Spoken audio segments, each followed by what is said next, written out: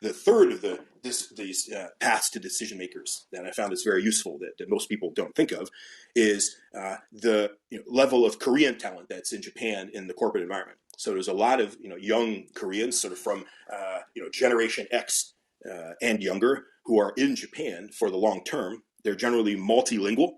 And again, they have this view from their colleagues as someone who is generally different and sees things in different angles than they do, and therefore they're another one of these paths through which the Japanese decision makers expect new ideas to come from.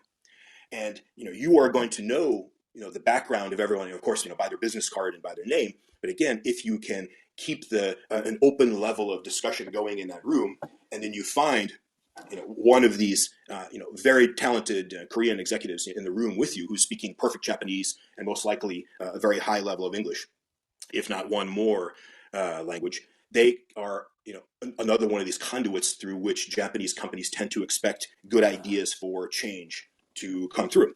And so if you recognize and discover these sort of hidden paths, you're going to have a much better time of it than if you simply go there, you give your pitch, and then you ask, well, should we go ahead or should we not? And if the answer is no, you're not really sure, why the answer is no. And many times, even if the answer is yes, you're not even sure why the answer is yes. These kind of paths to the decision makers and these choke points of information on how to enter, especially larger companies, can be extremely useful.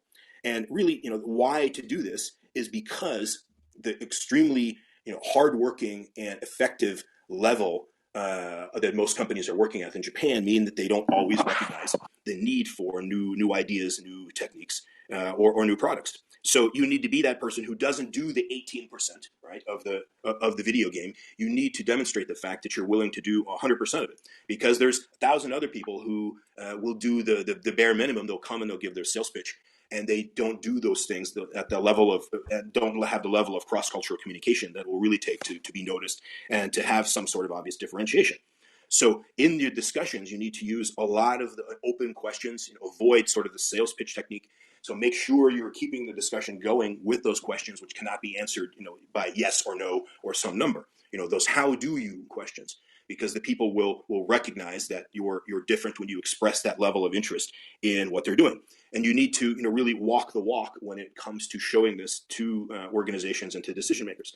Those niceties of long, patient discussions, the ability to show some humility, and to be able to, in a sort of expatriate English style, keep the discussion going by you state what you're about to say, right, and then you say what you wanted to say, and then at the end of the discussion you sort of repeat what you just said, because when you at the end of the discussion reach what you think is a conclusion, and you say, is everyone clear? In Japan, most people who are not clear are not going to put up their hand and say, I'm not clear on that. Could you please repeat? So you need to be able to identify, these, for example, these 3 Easter eggs that we just spoke of, and by that open conversation style, you will demonstrate that you're willing to get to know that organization and their needs better than the other people who had just happened to pitch there that day.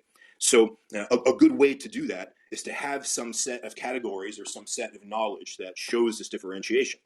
And for those who've been part of these discussions in the past, for me, it tends to be things like Japanese history, the sport of sumo, and me demonstrating that I'm different by explaining and talking about the fact I'm from Central Europe. So I'm from Hungary. I'm not from Britain. I'm not from the United States. I'm not from Canada, where they sort of expect a fluent English speaker to be from. So if you have a good understanding of these things in Japanese history, especially the things where innovation is brought into play, if you know the fact that Sony became Sony really by doing things in not necessarily the most Japanese of ways. They licensed a product which was not their own, which was the catalyst for making them the world power that they became. Right. So that's a demonstration of Japanese companies doing things differently. If you demonstrate a knowledge of a certain sport or art, or are able to talk effectively about where you're from, then this is something which will be very useful for you. And again, in the sense of the discussion, the discussion at the very beginning is when you are speaking. You ignite the discussion. You use the ignition like you would use it on a car. The ignition's only on for a couple of seconds at the beginning of the car turning over, and then you back off. Right? You don't just speak in a sales talk manner. You keep the discussion going by an analysis of the needs of the people you're sitting there speaking with. And if you use these three particular Easter eggs, or you find other ways that become obvious through the open discussion, that there's someone sitting in the room who is going to be the conduit to the Japanese decision makers that you need to do, and then you run through those set of discussions in a loop. Every time you reach what you think the end of the discussion is, you say something. You say something to the effect of, "Well, on the basis of what you have told me, I suggest the following. On the basis of what you have told me," and so everyone in the room sort of looks at each other and said, "Yeah, we did say that." So how should we proceed? And then invariably, that Japanese expatriate or the woman in the conference room or that talented Korean in the conference room will be the one that takes the discussion further. And this concept was demonstrated to me actually very well on my last trip to Japan, through my wife and her effort to find these specialty art products that she was looking for. And everywhere we went, and we started out in sort of the obvious, art stores that were, for example, around the Akasaka Temple. And if you know the area, you know that sort of right in the center of the stores, which are sort of mainly touristy kitsch. And my wife would go in there, and I was amazed by, she would demonstrate interest in each place she was in. She would ask open questions about what was there. And then she would bring the conversation around to the specialty items that she was looking for. And of course, the first shop, wouldn't have it, but then they would advise her to go to a second shop. And again, to the second shop. She would go in and first demonstrate a genuine interest in what was in that shop, speak about one or two of the specific items that were there, and then ask. And then we made our way, and if you know the district, farther away from the central touristy area into the side streets, into a shop which we never in a million years would have found had she not patiently gone into each one of the shops before and started an open-ended discussion and explained then what she needed and asked what did they think, tap their wisdom about the best way to get that.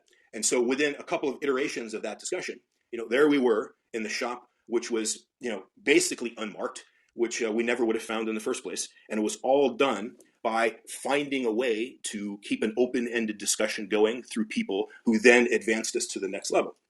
And so she, in her own way, used this exact same technique to find these very, specialist products that she was looking for.